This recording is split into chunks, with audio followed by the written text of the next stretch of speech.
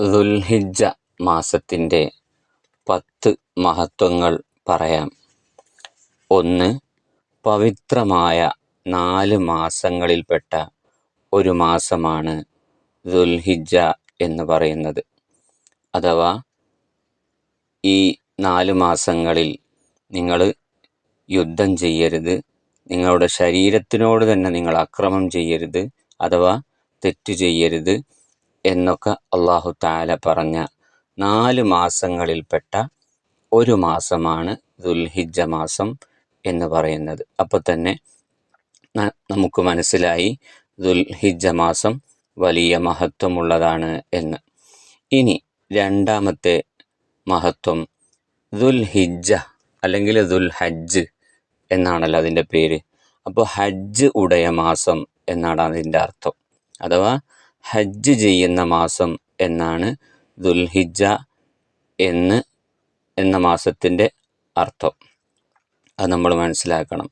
അപ്പോൾ ദുൽഹിജ്ജ മാസത്തിൽ മാത്രമേ ഹജ്ജ് ചെയ്യാൻ കഴിയുകയുള്ളൂ, വേറെ ഒരു മാസത്തിലും നമുക്കത് കഴിയില്ല.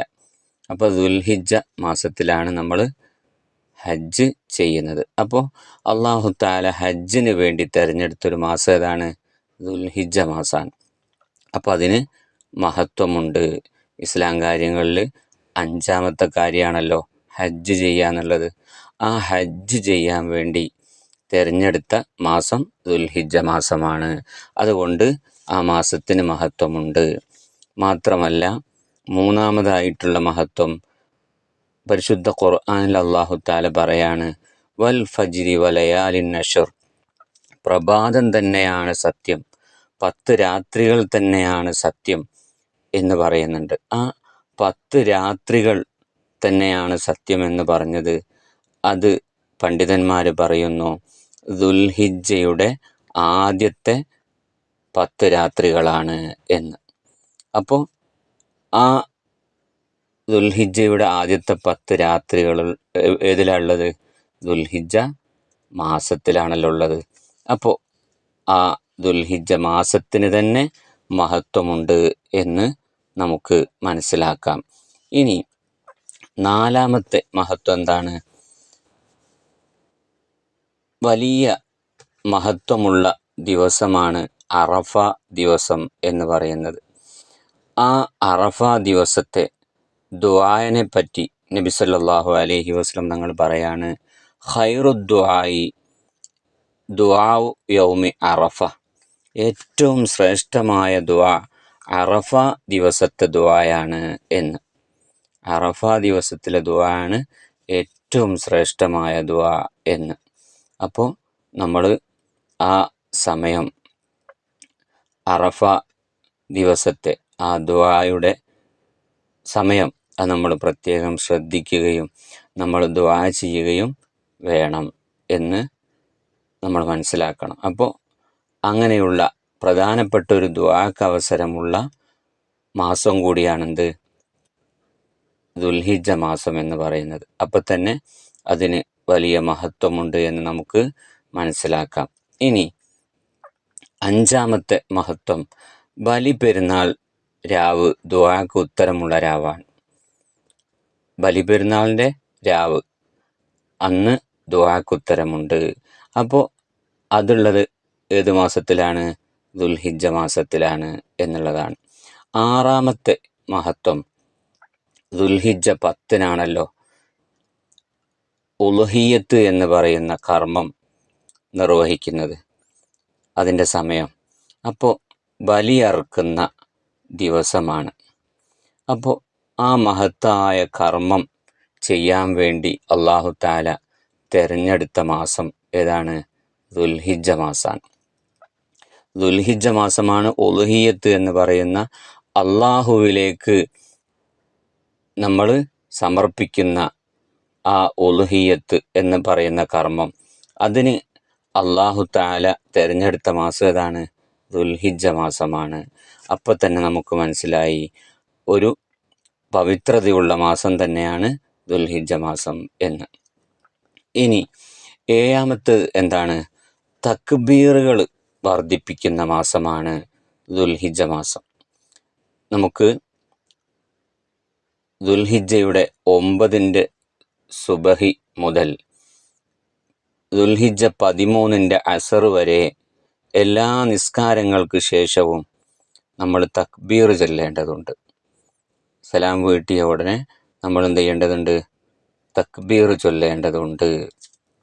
അപ്പോൾ തക്ബീറുകൾ, അതുമാത്രമല്ല നമ്മൾ ആട്, അതുപോലെ തന്നെ മാട് എന്ന് പറഞ്ഞാൽ പോത്ത്, കാള, ഇങ്ങനെയുള്ള ജീവികൾ,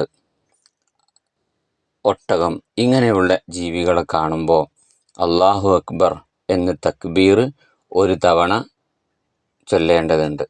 ഉളുഹിയ്യത്തിൻ്റെ മൃഗങ്ങളും അല്ലാത്ത മൃഗങ്ങളുമൊക്കെ ആയ, ഞാൻ നേരത്തെ പറഞ്ഞ മൃഗങ്ങൾ, അത് കാണുമ്പോൾ നമ്മൾ തക്ബീർ അല്ലാഹു അക്ബർ എന്ന് ഒരു തവണ ചൊല്ലേണ്ടതുണ്ട്. അല്ലെങ്കിൽ അതിൻ്റെ ശബ്ദം കേട്ടാൽ, കാള പോലത്തെ ജീവികൾ, ഉളുഹിയ്യത്തിനൊക്കെ ഉപയോഗിക്കുന്ന മൃഗങ്ങളില്ലേ, അങ്ങനത്തെ മൃഗങ്ങൾ, അതിൻ്റെ ശബ്ദം കേൾക്കുകയോ അതിനെ കാണുകയോ ചെയ്താൽ നമ്മൾ അല്ലാഹു അക്ബർ എന്ന് പറയേണ്ടതുണ്ട്. ദുൽഹിജ്ജ 1 മുതൽ ദുൽഹിജ്ജ 10 വരെ. അപ്പോൾ ബലികർമ്മം, അതുപോലെ 7-ാമത്തത് ഞാൻ പറഞ്ഞു തക്ബീറുകളുടെ മാസമാണ്. അപ്പോൾ തക്ബീർ നമ്മൾ ധാരാളം ചൊല്ലുന്ന മാസമാണ് ഇത് ദുൽഹിജ്ജ മാസം എന്ന് പറയുന്നത്. പിന്നെ പെരുന്നാളിൻ്റെ തലേന്ന്, പെരുന്നാൾ രാവിലെ നമ്മൾ എന്ത് ചെയ്യുന്നു? തക്ബീർ ചൊല്ലുന്നു. പെരുന്നാൾ നിസ്കാരം വരെ നമ്മൾ തക്ബീർ ചൊല്ലുന്നുണ്ട്, ധാരാളം തക്ബീർ ചൊല്ലുന്നുണ്ട്. അങ്ങനെ തക്ബീർ ധാരാളം ചൊല്ലുന്ന ഒരു മാസമാണിത് ദുൽഹിജ്ജ മാസം എന്ന് പറയുന്നത്. ഇനി 8-ാമത്തെ മഹത്ത് എന്താണ്? പാപങ്ങൾ പൊറുക്കുന്ന മാസമാണ് ദുൽഹിജ്ജ മാസം. അഥവാ അറഫ നോമ്പ് ഒരാൾ നോറ്റാൽ കഴിഞ്ഞതും വരാനിരിക്കുന്നതുമായ ഓരോ വർഷത്തെ പാപങ്ങൾ അല്ലാഹു തആല പൊറുക്കുന്നാണല്ലോ.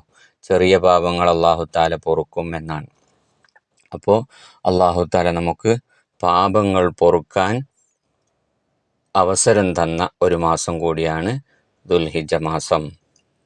ഇനി 9-ാമത്തെ എന്താണ്? ഏറ്റവും കൂടുതൽ അടിമകളെ നരകത്തിൽ നിന്ന് മോചിപ്പിക്കുന്നത് ദുൽഹിജ്ജ മാസത്തിലാണ്. ദുൽഹിജ്ജ മാസത്തിലാണ് ഏറ്റവും കൂടുതൽ ആളുകളെ നരകത്തിൽ നിന്ന് മോചിപ്പിക്കുന്നത് എന്ന്. ഇനി 10-ാമത്തെ മഹത്വം എന്താണ്? മഹാനായ ഉമർ ഇബ്നുൽ ഖത്താബ് റളിയല്ലാഹു അൻഹു, അതുപോലെ തന്നെ ഉസ്മാൻ ഇബ്നു അഫ്ഫാൻ റളിയല്ലാഹു അൻഹു, ഇവർ വഫാത്തായ മാസം കൂടിയാണ് ദുൽഹിജ്ജ മാസം എന്നുള്ളതാണ്. വളരെ പ്രധാനപ്പെട്ട 2 മഹാന്മാർ, ഖലീഫമാർ, അവർ വഫാത്തായ മാസം കൂടിയാണിത് ദുൽഹിജ്ജ മാസം എന്ന് പറയുന്നത്. അപ്പോൾ 10 ദുൽഹിജ്ജ മാസത്തിൻ്റെ മഹത്വങ്ങളാണ് ഞാൻ നിങ്ങളെ കേൾപ്പിച്ചത്. ഇൻഷാ അല്ലാഹ് ഇത് ഞാൻ പറഞ്ഞതിൻ്റെ ഉദ്ദേശം ദുൽഹിജ്ജ മാസം വളരെ വളരെ മഹത്വമുള്ള മാസമാണ് എന്ന് ഞാനും നിങ്ങളും മനസ്സിലാക്കാൻ വേണ്ടിയാണ്, എല്ലാവരും മനസ്സിലാക്കാൻ വേണ്ടിയാണ് ഇത് പറഞ്ഞിട്ടുള്ളത്. ഇൻഷാ അല്ലാഹ് ദുൽഹിജ്ജ മാസത്തിന് വേണ്ടതുപോലെ ബഹുമാനിക്കാനും ആദരിക്കാനും അതിൽ ചെയ്യേണ്ട കാര്യങ്ങളൊക്കെ ചെയ്യാനും അല്ലാഹു നമുക്കും കുടുംബത്തിനും തൗഫീഖ് നൽകി അനുഗ്രഹിക്കുമാറാവട്ടെ.